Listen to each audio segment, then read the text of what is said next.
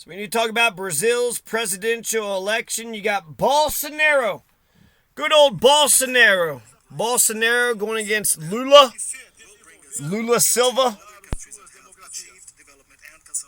This is Bolsonaro. They say this is Brazil's Donald Trump.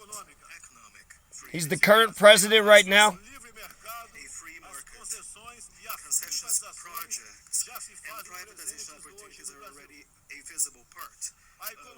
The Brazilian economy is now responding as the distortions and chains of nearly 2 decades have been overcome.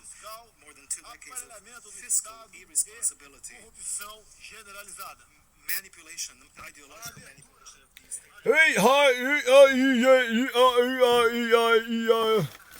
Okay, E-I-E-I-O. Old MacDonald had a farm, E-I-E-I-O. I hear ya, Jair Bolsonaro. His first name is Jair, J-A-I-R. Jair, not like Jared, but just Jair, like he stops. Not like Tony, just tone, right? Not Steven, just stay. Just, hey, stay. What's up, Jair? Jared, no. No, just Jair. Like Jair the chair. Oh, Jair the chair. So Brazil, this is one of the BRIC countries. One of the BRIC countries. How do I know that? Because it's right there in the name. Brazil, Russia, India, China. Brazil, number 12, largest economy in the world, $1.6 trillion GDP. Population of 216 million. My God, they just have a population 100 million less than the United States. They had 193 million in 2010, so they've actually grown 23 million people in the last 12 years. America is the number 1 economy in the world with 23 trillion. China is number 2 with 18 trillion. Japan, 5 trillion. South Korea is 10th with 1.8 trillion. Brazil is 12th with 1.6 trillion. Not the top 10, but the top 12. Right there, right there. Now Bolsonaro is actually winning a poll in October 15th. So not goddamn 17, 18 days ago. 17, 18 days ago, Jair Bolsonaro was beating the other guy. There's 2 main candidates. Lula seems to be killing it. You got this guy named Lula da Silva.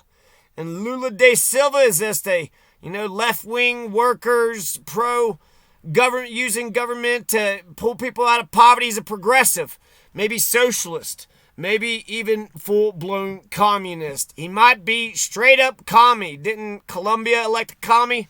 And so did Peru, right? There's a socialist. Not a red wave, but a pink wave. October 30th, there's a brand new poll that says that Lula da Silva is actually beating this Bolsonaro 45% to 32%. 45% to 32%. So he's making a comeback.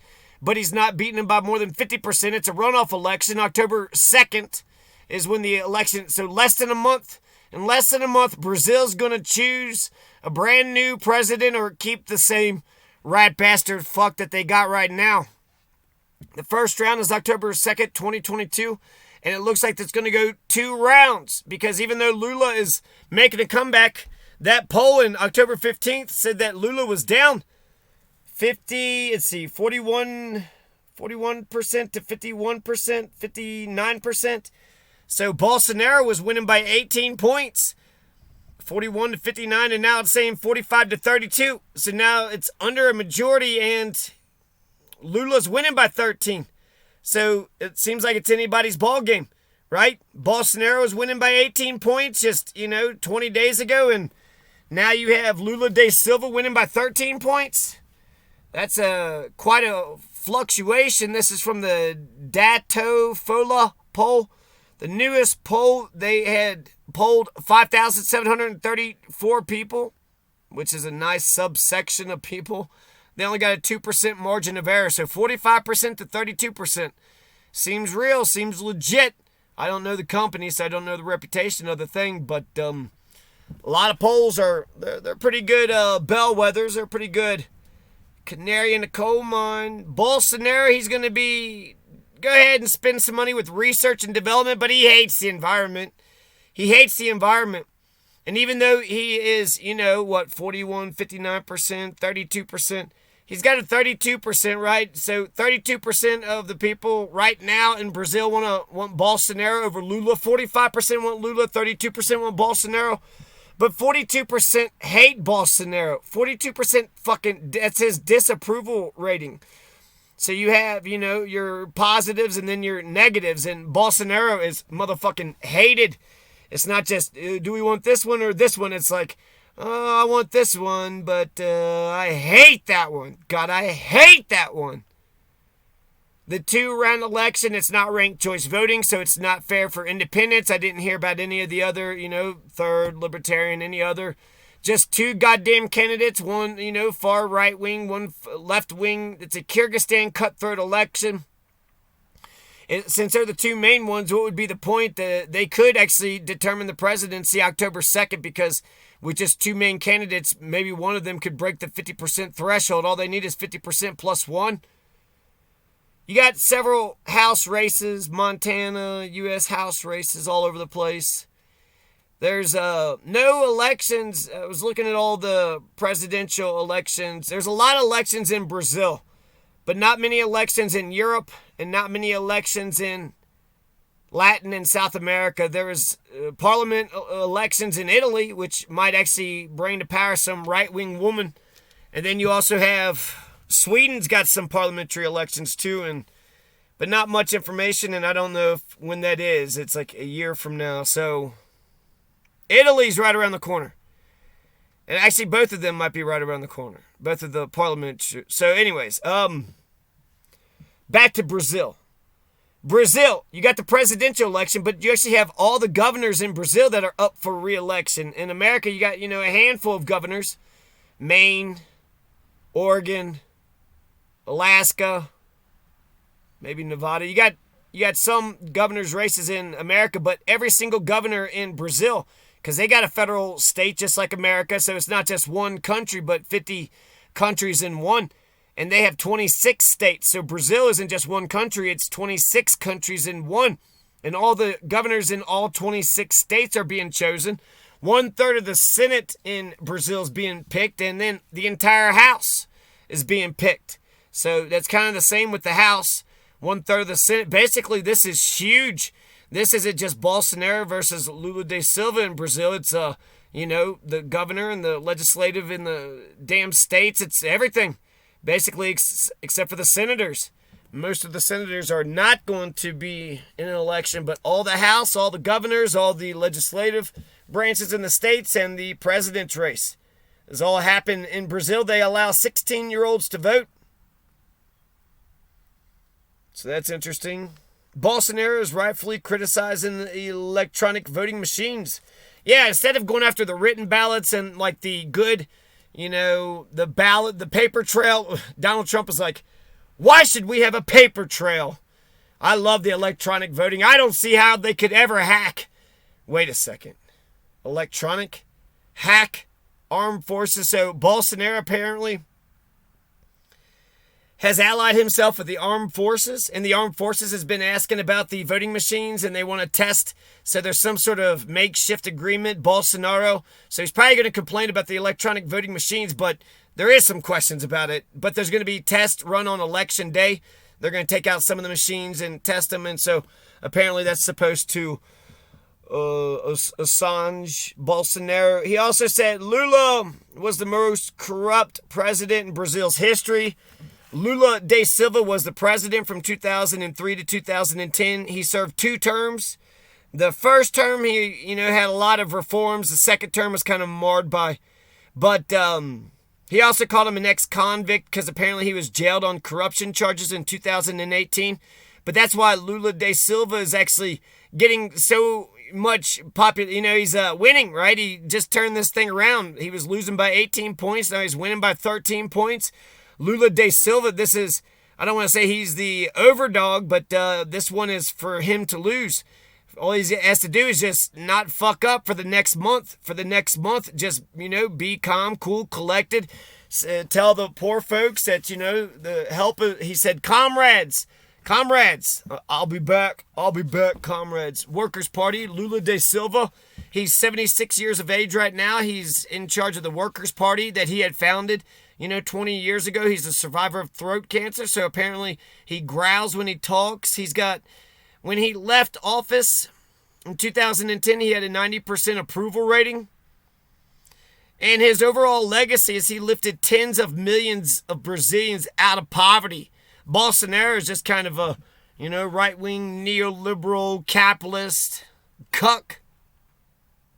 Lula said that the corruption charge conviction was overturned by the Supreme Court. So, right, not really a conviction, not really how hard you are, and he's making a comeback. So, when it comes to political whatever, this might be, it's like Christina Kirchner. She was on trial for corruption, but now after the assassination attempt, probably should chill out with the whole, we're going to throw you in jail for corruption. Was it intent? Did he's put money over in one fund and the other and not knowing? Come on.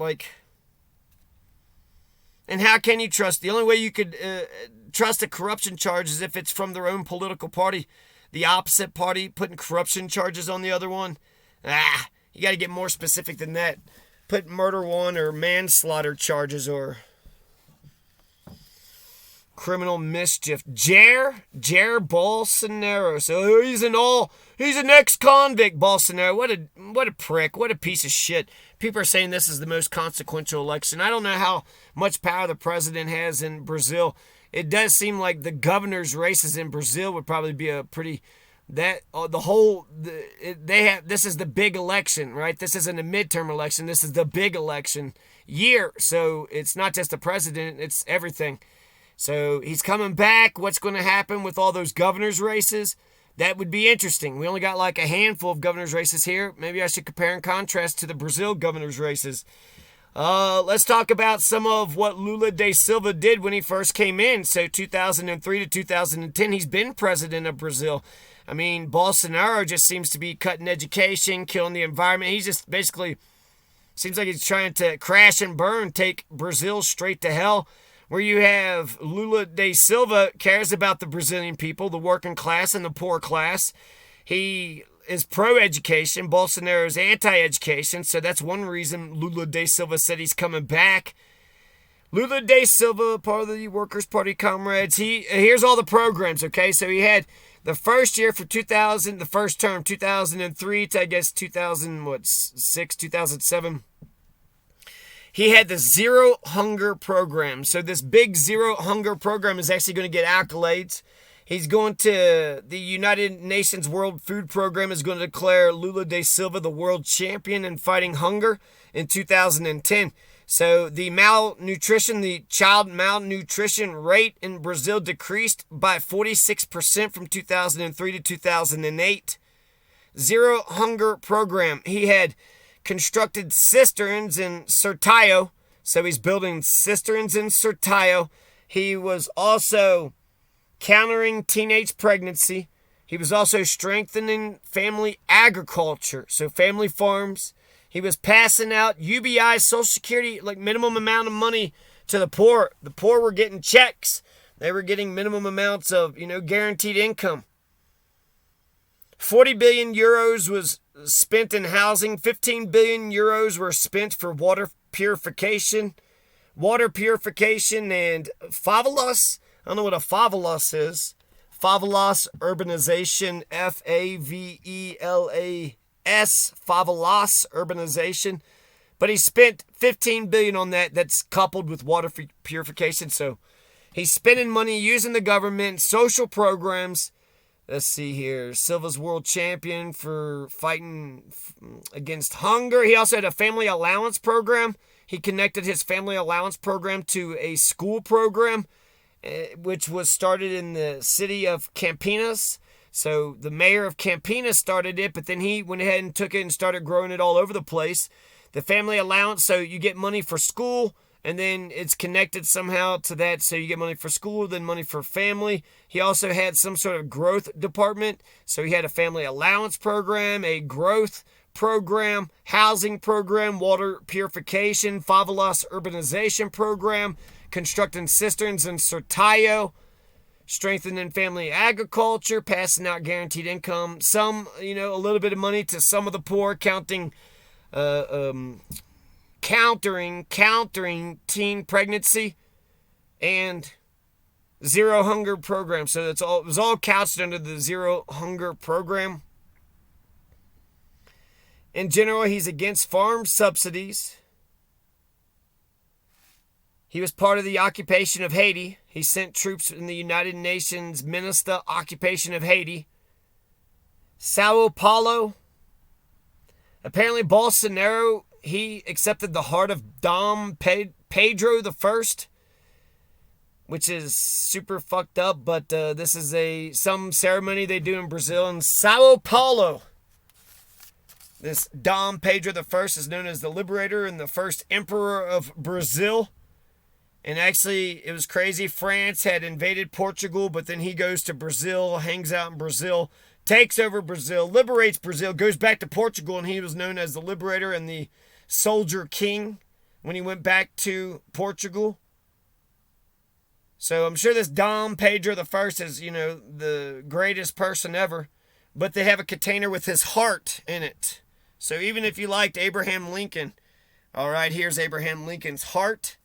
And it's supposed to be his actual heart. It's like in an urn, in like this little metal thing. And I think that's all my notes. That's all my notes with this Jair. Jair versus Lula. Lula da Silva. Lula da Silva. I know Silva. He's a good guy. Jair. Jair Bolsonaro. Or he is a good guy. He's in, is it Michigan? Minnesota? Michigan? Haven't talked to a lot of, Jair Bolsonaro. Jared. All loco, all en fuego. Bolsonaro. So yeah, Brazil, don't vote for Bolsonaro. What the fuck? Let's listen to this Lula da Silva. There's a speech in the very top here. Brazil has no government. Lula tears into Bolsonaro in comeback speech. France 24 English.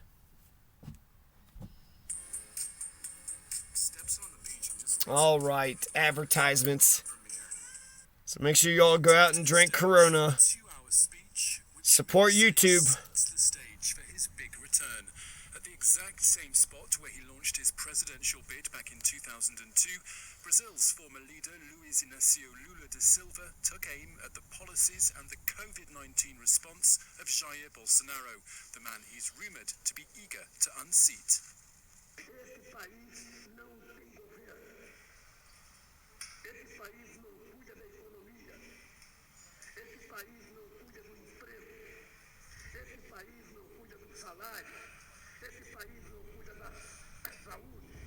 This was Lula's first address since a judge at this building, the Supreme Court in Brasilia, quashed his corruption convictions earlier this week. So, I don't know why he was reading like da-da-da-da, da-da-da-da, but I like his voice and his cadence better than that other fucking, yeah.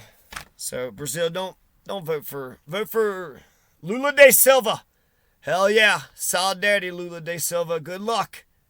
October 2nd. Make sure you go vote, Brazil.